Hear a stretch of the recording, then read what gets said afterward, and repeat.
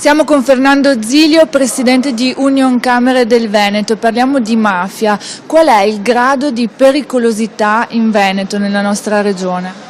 Lo dicono i fatti, abbiamo visto gli episodi degli ultimi mesi, il problema c'è, è serio.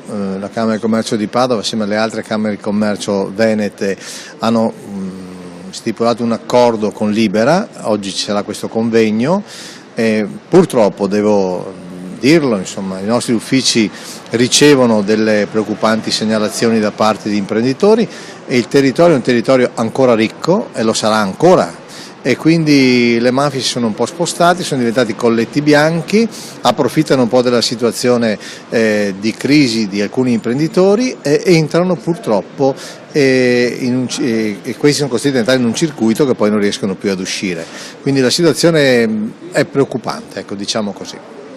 Cosa prevede l'accordo sottoscritto con Libera?